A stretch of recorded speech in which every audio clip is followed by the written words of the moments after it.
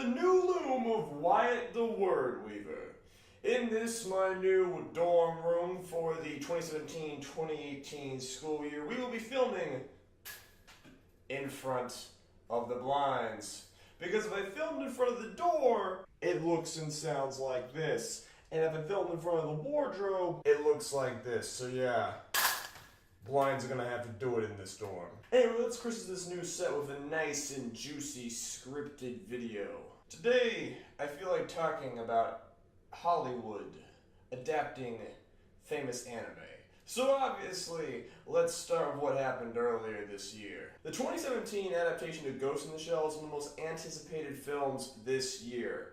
Now usually that is a compliment, but in Ghost in the Shell's case, it was not. This film was controversial from its announcement. First, the mainstream media had goes at it, accusing it of whitewashing and such, but that mostly fizzled out by the time the trailers first dropped. Then the anime community got a hold of it. Each trailer was ravenously torn apart for not looking enough like the original and for instead looking like a generic cash-in. But some fans, not most, but some fans had a glimmer of hope. Some fans were hopeful that this film would finally be the smash hit adaptation that would prove that anime stories are powerful enough and well written enough to work in any audience. And we thought the Ghost in the Shell of all stories would be powerful enough to do that. And Ghost in the Shell came out and was pretty much an all-around disappointment. My personal opinion is that it was a soulless, if occasionally competent adaptation of Frankenstein. But anyway, the fans didn't like it because, well, it wasn't perfect. But more importantly, the film did not do well in the general audience. This was mostly due to a miscalculation in how the film was written and marketed. See, even though the 2017 Ghost in the Shell borrowed from its predecessors heavily in some iconic sequences and shot composition, it did not go as far as the originals on what made Ghost in the Shell really stand out from its cyberpunk brethren, namely the overwhelming attention to world-building details and esoteric questions into the nature of humanity in a post-singularity world. Long story short, the Hollywood film was a watered-down version of its source material. On top of that was the even worse marketing, which portrayed the film as generic CGI-laden action romp through a standard revenge plotline.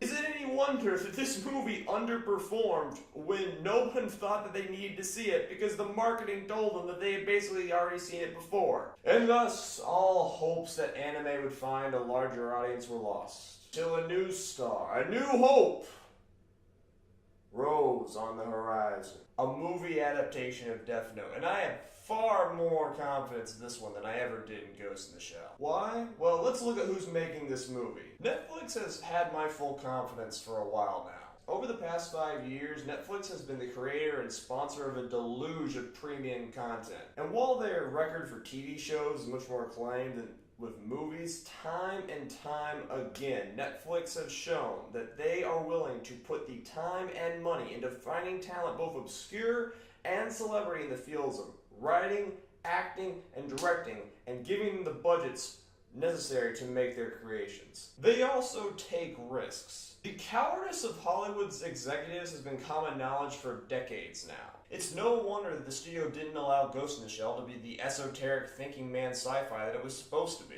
But Netflix has shown for their productions of things like Marco Polo that they are willing to let weird properties breathe and bring in people who can bring that to life. Case in point, to direct Death Note, Netflix has brought in Adam Wingard, a little known but highly talented director who has garnered heavy fame in the horror and suspense world from directing films like VHS and You're Next. And if there's one manga that I would put in the realm of suspense thriller, it's Death Note. Now, the downside of Netflix is that we will not have a clear metric like box office numbers to see how successful this film was. But on the other hand, Netflix's direct control over distribution and its ability to instantaneously track popularity of its works across demographics means that if this film is successful, they will know immediately and probably immediately greenlight other things like it. Netflix has proven over and over again that they are willing to invest money into projects for niche audiences. And considering that they thought that a Death Note adaptation would be successful in the first place, because, otherwise they wouldn't make it, I wouldn't be surprised if similar projects were already being made as we speak. Plus, Netflix is a heavy market leader right now, with a dozen different services and companies trying to upstage it. So it's a safe bet to say that if this movie is successful, it will be heavily influential. But why do I think that it'll be successful? Well, I've already mentioned director Adam Wingard. On the acting side, Nat Wolff has recently proven his acting competence, starring in films like The Fault in Our Stars and Paper Towns, which are extremely successful amongst their target demographics. And come on guys, I think we can all agree that Willem Dafoe as Ryuk is pretty much the best possible casting ever. But a lot of my confidence in this adaptation lies in the nature of Death Note itself. First off, though Death Note does involve many supernatural elements, the bulk of the story takes place in the real world, and so, there's very little CGI they would need to do, and, that keeps the budget down. Next, again, Death Note is a suspense thriller, a genre not very common within anime and manga. However, in the Western market, the suspense thriller is one of the dominant, if not the dominant genre of media right now, as could be seen for the success of everything from CSI Miami to Game of Thrones. We Americans want to see things get blown up and people race against the clock to stop things from being blown up, and Death Note fits right into that. The protagonist of Death Note, Light, is always on the verge of being caught, of all of his well-laid plans coming apart at any moment, and we, as the audience, know that his luck is eventually gonna run out. Well, an obvious concern is that in the anime adaptation, Light's luck lasts for a whopping 37 episodes, and this film can't be longer than, say, 2.5 hours, so how is it going to fit all of it in? Well, the great thing about Death Note is that it won't have to. See, I really admire the fact that Death Note stays thrilling and engaging throughout its run, with arc after arc of machinations, betrayals, and upheavals. However, the fact of the matter is that most of the arcs don't need to be there. Death Note's entire premise is set up by episode 2. Light wants to use the Death Note to reshape the world as he sees fit, and L is out to stop them, both of them trying to find the other and kill them. At its core, the outcome at the end of episode 37 is a direct result of that premise. Sure, things get more complicated and characters come and go, but the fact of the matter is that most of the arcs can be removed without a dramatic change to the story. And because of this, I am confident that this movie will be able to fit the entire plot without feeling rushed. It might be even a little better. See, one of the problems with Death Note is that all of those arcs required shifting the story to different characters, leaving characters like Ryuk and Misa, who were so compelling at the beginning of the story, left underutilized and underdeveloped. And the tighter, smaller scale of the movie could allow for more focus on these characters, hopefully giving them more depth and agency. This production has decided to go the route of the interpretation, taking the entirety of Death Note and transporting it to Seattle, with all of the characters now being American. Light Yagami is now Light Turner, which at least for me justifies him being played by Nat Wolff. Because of that smaller scale movie plot we discussed earlier, this movie will probably take place only in Light's senior year of high school, as opposed to the manga, which spans almost the course of a decade. Misa is now a cheerleader, probably captain at Light's high school, as opposed to being an idol, which is a smart way to localize the story to America. The character of L is my personal favorite in the series, mostly because he's an awkward, obsessive, yet weirdly charismatic borderline autist who will stop at nothing to complete his goals. And I find that very compelling, mostly because I too am a awkward and obsessive, yet weirdly charismatic borderline autist who will stop at nothing to accomplish my goals. But whatever. My point is, from what we've seen in the trailers, L looks really good. Now, he is the character that has changed most aesthetically from the manga. By which I mean he's black. From the look of the trailers, he's still brilliant and driven to stop the murders. Now, in many ways, this version of L may be different from the one we're used to.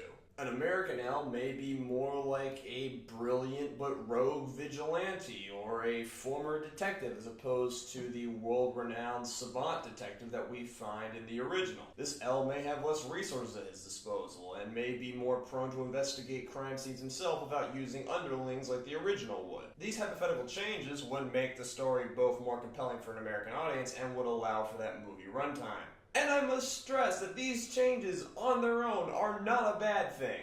We already have that original L, and if they tried to make a direct carbon copy of him, it would only be a faded version of the original's glory. I, for one, think that the version of L that I've painted sounds pretty cool, and I look forward to seeing him. This movie is not Death Note. It is an adaptation of Death Note, and in every adaptation, changes must be made. So long as these changes are well executed and build towards a satisfying conclusion, an adaptation can be just as good, if not better, than its source material. And yes, while it is rare, works like the Godfather trilogy and K-On! Should remind us that it is possible. And we shouldn't expect an adaptation to merely be a worse version of something that already exists. That being said, I would be lying to you if I told you I had complete faith in this movie. It could be badly acted, or edited, or just plain poorly written, but those are problems that can arise in any production. There is one change in particular that they've made from the original that does worry me. Netflix has released a scene where Light meets Ryuk onto YouTube, and in it we can see that in this version, Ryuk is the one who first convinces Light to use the Death Note, as opposed to in the manga and anime, where by the time they meet, Light has already used the note dozens of times. This is important because it shifts Ryuk from being a goofy psychic he is in the original to a more tempting and perhaps corrupting influence, which would pretty much contradict the themes of the original. If they did this, it would probably be in the service of portraying Light as an anti-hero, which we here in the West are quite fond of. But in the original, if he isn't portrayed as a villain by the beginning, he certainly is by the end. Now, in this trailer, we see that Light does not need much prying to use a Death Note, which is good, and I hope that he is just as much of an over-the-top, insane psychopath as he was in the original, because it was highly entertaining. Most things seem fateful, though. From what we see in the trailers, Light, Miso, Ryuk, and L all seem to have the same base character traits. And we have confirmation that this movie will be delving into what I think the most interesting aspect of Death Note is, the public's willingness to accept the judgment of a higher power. I'd love to see what this movie plans on saying about modern America with that. But that leads us to the aspect by which this movie must deviate the heaviest from the original.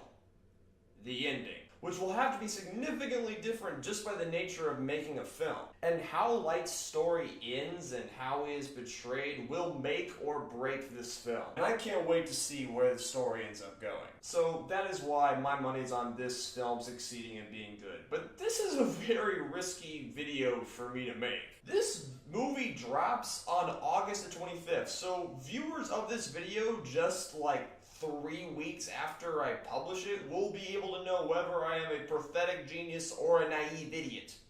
Well, more of a naive idiot. So even though I will be marlin deep in opening class chaos, I will make a review or reaction video to the new Death Note, so that I can curse Netflix's ineptitude or praise my genius. I promise.